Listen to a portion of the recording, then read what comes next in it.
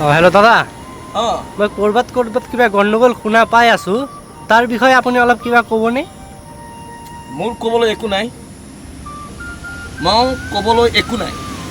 মোৰ ভাষা নাই, মোৰ শব্দ নাই। মই শব্দবিলাক বিচাৰি ফুৰি আছোঁ। কি ক'ম, কাক ক'ম, কেনেকৈ ক'ম? আৰু এটা কথা যে যদি মই কৈ দিলে মোক সকলোৱে বেয়া পাব। হয়তো মই এৰেষ্ট হৈ যাব পাৰোঁ, কোনো ঠিক নাই। কাৰণ দিনবিলাক ভাল নহয়। আৰু এটা কথাই মই ক'ম, লেই পোৱা কুকুৰে গললৈকে জঁপিয়াই। গম পাইছেনে নাই? সেইটো কথা মনত ৰাখিব। সেইটোৱে ক'ম আৰু কি ক'ম। যদি সেই কথাবোৰ যদি কওঁতে যদি মোক লৈ যাব জেলত, মই যাবলৈ ৰেডি আছোঁ। কিন্তু এটা কথা, মই সৰুৰ পৰা এটা কথা শিকিছোঁ, মই জন্মগ্ৰহণ কৰিছোঁ দেৱশিশু হিচাপে। কোনো নাম, জাতি, ধৰ্ম, বৰ্ণ একো, গতিকে মই উলংগ দেহাৰে আহিছোঁ, উলংগ দেহাৰে যাম। জাতি, ধৰ্ম, বৰ্ণ, কাৰোবাক হিংসা, নিন্দা, তুচ্ছ, তাচ্ছিল্য। মই হিন্দু হিচাপে মই গৌৰৱ কৰোঁ, মই হিন্দু। তেওঁ যদি মুছলমান, তেওঁ মুছলমান হিচাপে গৌৰৱ কৰে। তেওঁ শিখ হিচাপে নিজকে গৌৰৱ কৰে।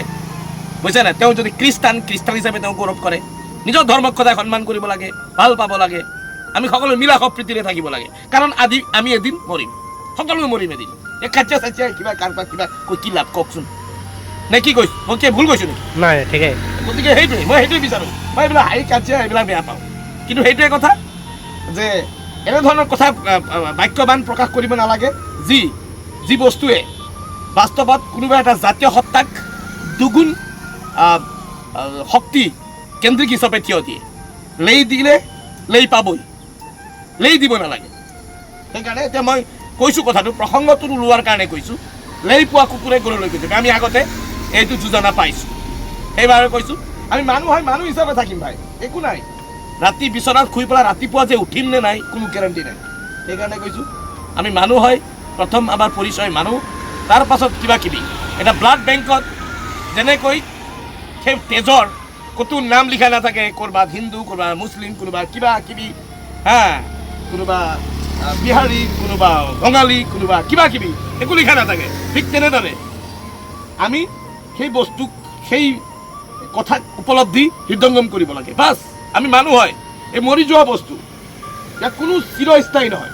সকলো এদিন যাম, সকলো এই মাটিৰ লগত ধূলিৰ লগত মিহলি যাম। সকলোৱে মিলিব লাগে। মানুহ হয় আমি, ভাই মানুহ হৈ থাকিব লাগে। আমি নৱপ্ৰজন্মৰ এটা ভাল চিন্তা, ভাল উপদেশেৰে আগুৱাই লৈ যাব লাগে। সেইটোৱে জীৱন। তাৰ বাহিৰে মই আৰু একো নাই। ঠিক আছে, মই ইমানেই ক'লোঁ। কি বেয়া কৈছোঁ নেকি? নাই, একদম ঠিক আছে। থ্যাংক ইউ সো মাচ।